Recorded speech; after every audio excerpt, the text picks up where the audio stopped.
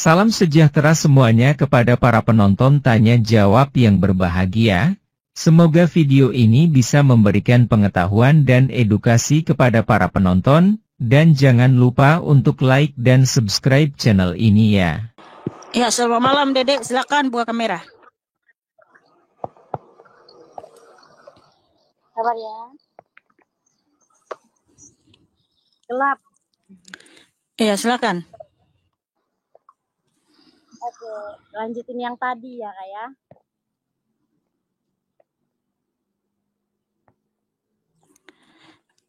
Iya, bisa yang bagus dulu kameranya, jangan rasa gerusuk. Kedengaran nggak? Ya, kedengaran. Halo Alika, kembali lagi sama aku. Iya, ya. Halo juga Dedek. Silakan. Pertanyaannya apa? Ya. Bukannya Yohanes itu di situ ayat 44 dia bersaksi bahwa dia adalah nabi. Yohanes 4 ayat 44 bukan berarti Tuhan itu nabi. Tidak. Tapi gini. Iya. Iya, oke. Oke, gini. Ketika Tuhan sudah datang ke dunia, itu sebutannya banyak gelarnya, anak Allah, nabi, rasul, ya. Kemudian juga gembala yang baik, sang raja, yaitu Kristus. Ya banyak, bukan berarti Tuhan Yesus itu datang dia jadi bukan Tuhan, tidak. Karena apa? Tuhan Yesus itu memang memiliki 3 jabatan sekaligus, yaitu raja, nabi, dan imam. Karena di perjanjian lama tidak boleh memiliki 3 sekaligus jabatan. Nah, kenapa Tuhan bisa memiliki 3 jabatan sekaligus? Dia raja, nabi, dan imam. Karena dia Tuhan yang Maha Kuasa yang telah memberikan kita pengampunan di atas kayu salib. Dia juga raja di atas segala raja. Dia juga nabi di atas segala nabi. Gini, kami Kana, aku tanya lagi ya. Yesus itu Tuhan atau manusia? Tuhan Yesus adalah Allah yang Maha Tinggi yang datang ke dunia berkenosis 2000 tahun lalu menjadi manusia. Manusia, anak Bapa. Tuhan Yesus berfirman Yohanes 17 Yohanes 14 ayat 7, barang siapa melihat aku sudah melihat Bapa. Kamu tahu nggak kenapa Yesus disalib? Karena dia mengaku Allah itu sendiri, mengaku adalah Allah itu sendiri. Kalau dia hanya mengaku nabi nggak akan disalib. Tapi pas yang ku baca di kitab itu, di situ dia adalah anaknya Bapa. Iya kan? Anaknya Maria. Nggak ada tertulis Tuhan Yesus di situ anak Bapa, nggak ada. Di mana ayatnya Tuhan disebut anak Bapa? Makanya aku tanya, Tuhan Yesus itu Tuhan atau manusia? Yesus Kristus adalah Allah yang Maha Tinggi. Ya, kamu dengar ini. Allah yang Maha Tinggi.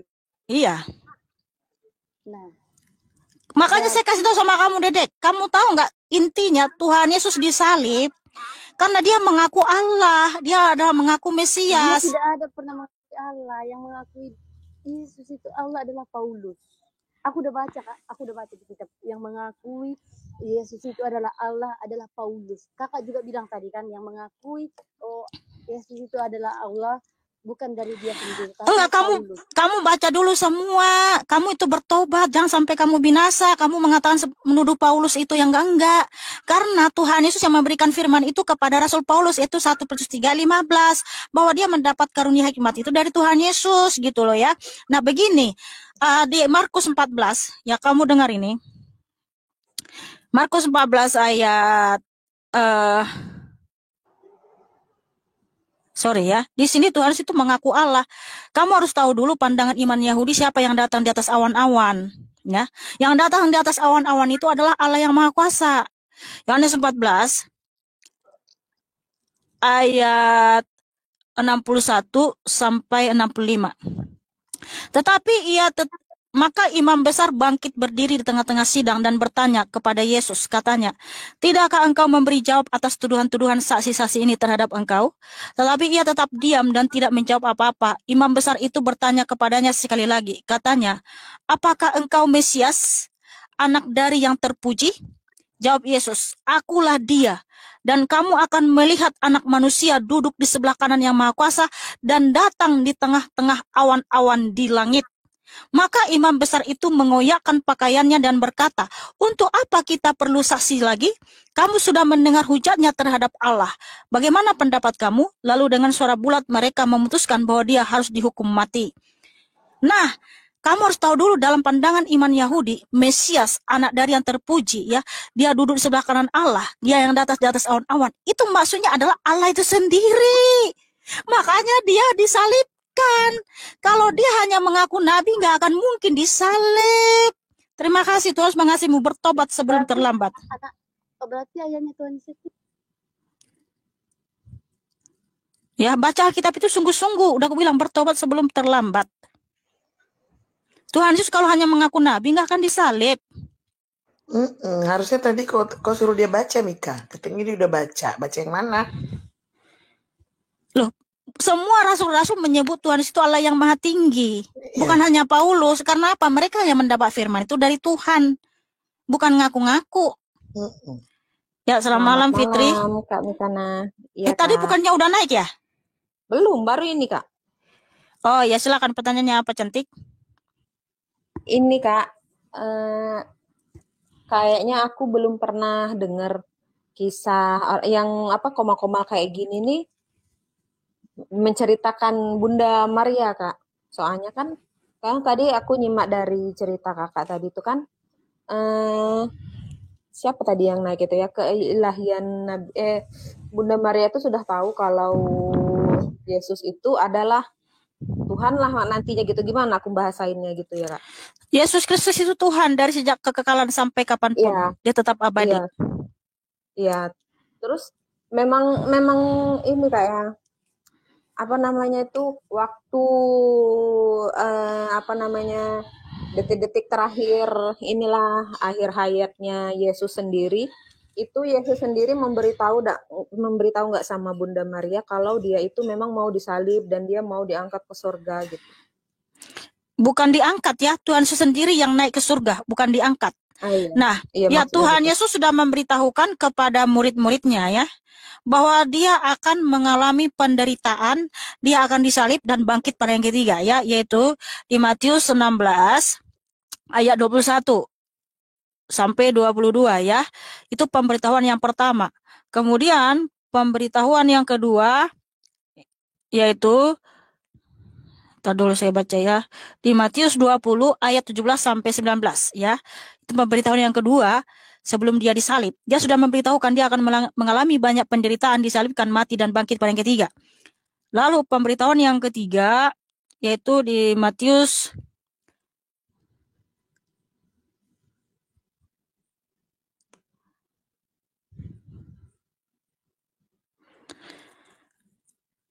Matius 26 ya. Itu pemberitahuan yang keempat ya. Pemberitahuan yang ketiga, ntar.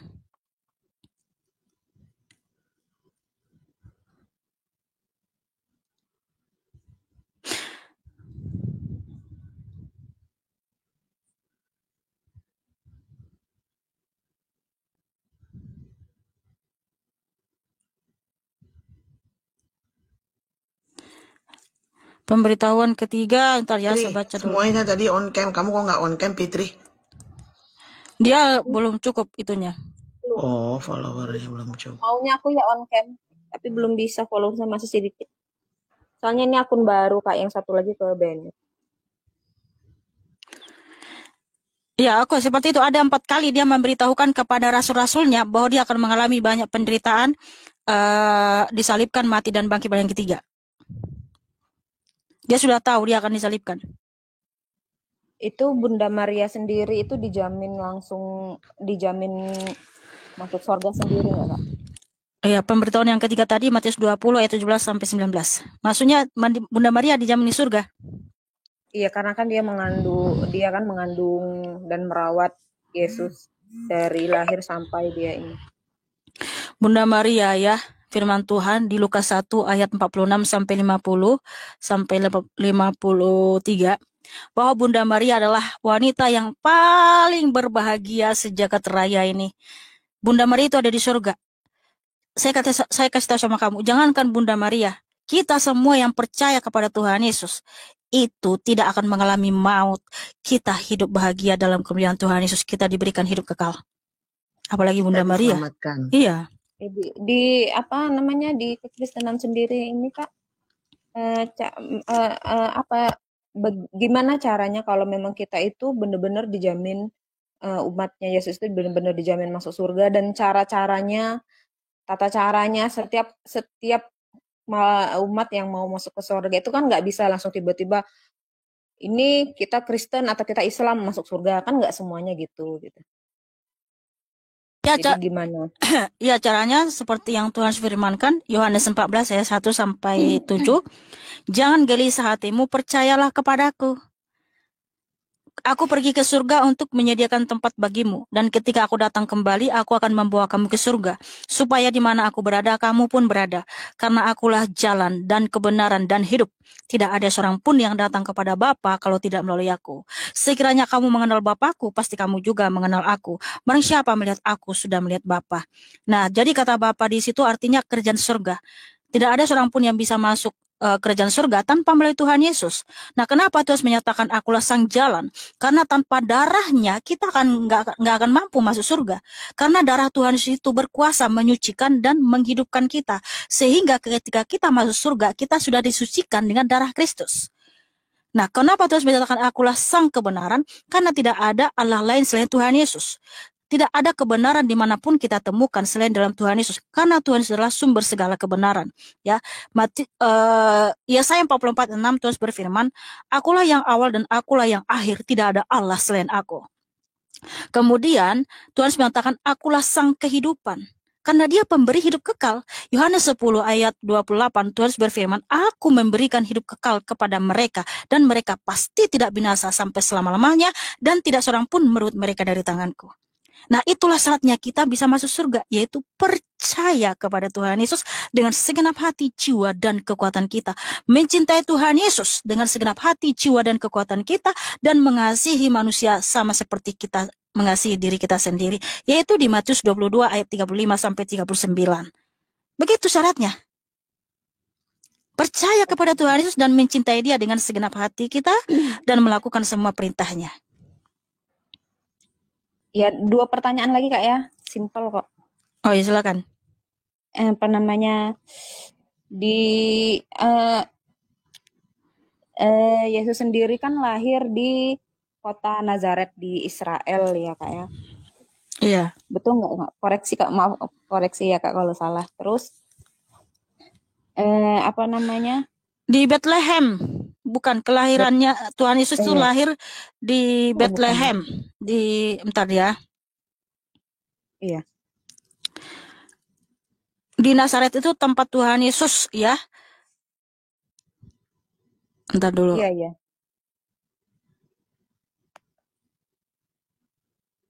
Oh ya, betul ya. Iya betul.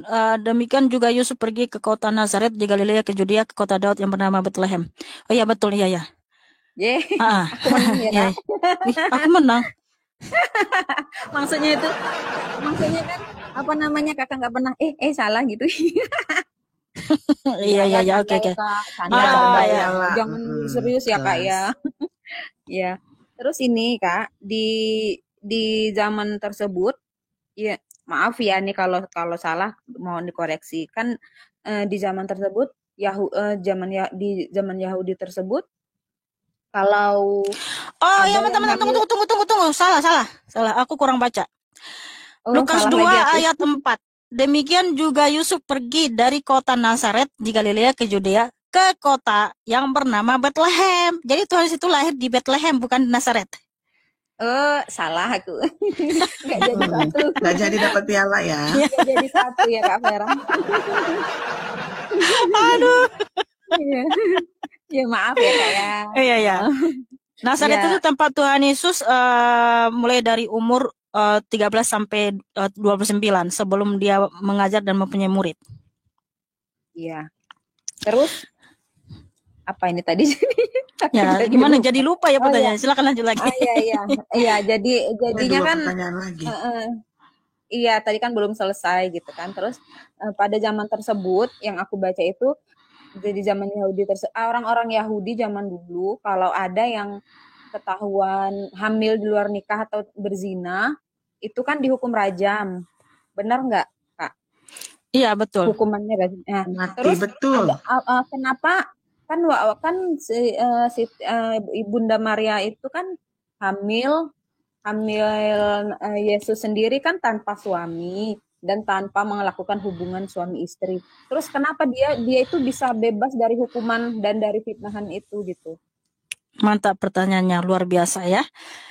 Nah, makanya ketika Tuhan Yesus datang ke dunia berkenosis melalui Bunda Maria, Tuhan Yesus bertanggung jawab, dia memelihara Maria untuk menghindari dari tuduhan perzinahan. Sehingga firman Tuhan tertulis di Matius 1 ayat 18-25. Silakan disimak ya.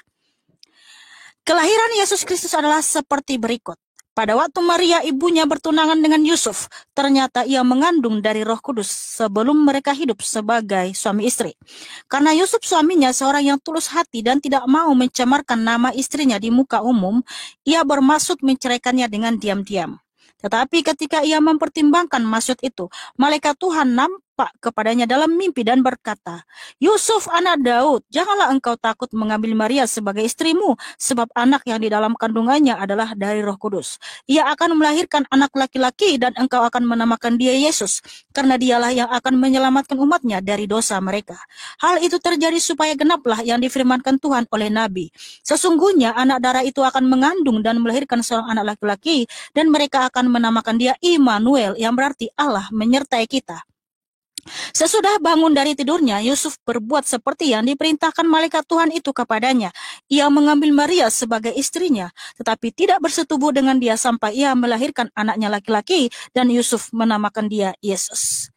Nah, Tuhan Yesus memerintahkan kepada malaikat untuk menyampaikan kepada Yusuf, jangan takut mengambil Maria sebagai istrinya, karena yang dikandung Maria itu adalah dari Roh Kudus, bukan Maria berzina. Sehingga ketika Tuhan Yesus datang ke dunia berkenosis melalui Bunda Maria punya suami namanya Yusuf.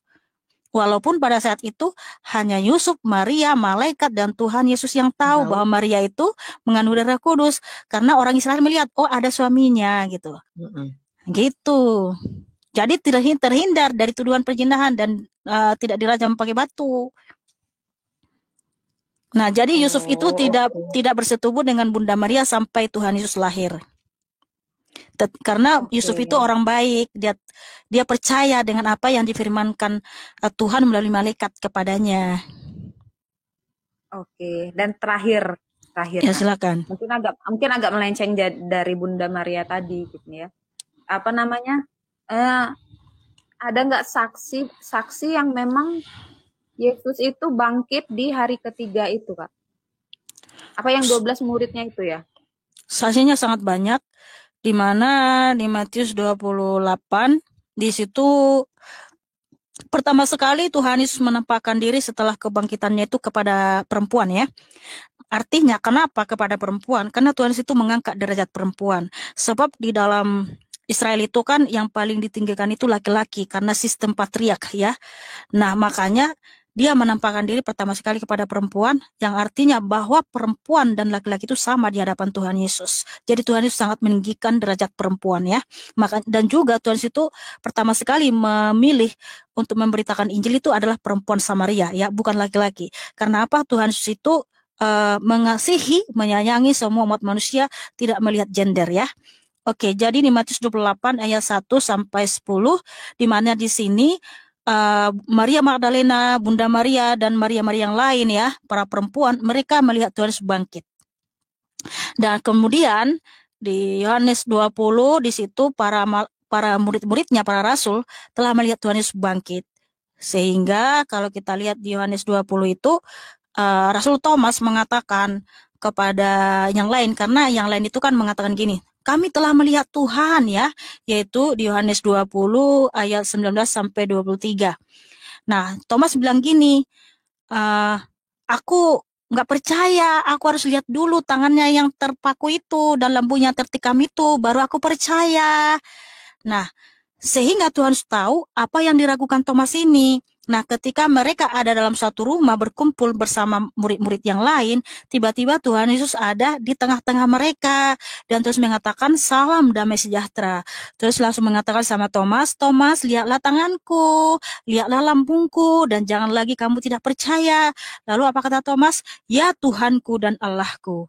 Apa kata Tuhan Yesus? Karena engkau melihat maka kau percaya. Berbahagialah mereka yang tidak melihat namun percaya. Jadi itu saksinya ya. Ini yang saya sampaikan ini ada dalilnya di Yohanes 20 ayat 19 sampai 29. Silahkan dicek ya. Jadi saya itu berbicara sesuai data, bukan asumsi. Jadi saksinya sangat banyak, yaitu para perempuan, para rasul, dan masih banyak lagi murid-murid yang lain. Begitu cantik. Membuktikan bahwa Tuhan Yesus itu mati dan bangkit dari kematian. Seperti itu cantik. Jadi kematian dan kebangkitannya itu bukan asumsi, tapi berdasarkan fakta sejarah. Karena saksinya banyak. Oke, saya rasa sudah cukup jelas. Makasih saudariku Fitri sudah bertanya. Tuhan Yesus Kristus mengasihimu. Tepuk tangan buat Fitri yang cantik dan manis.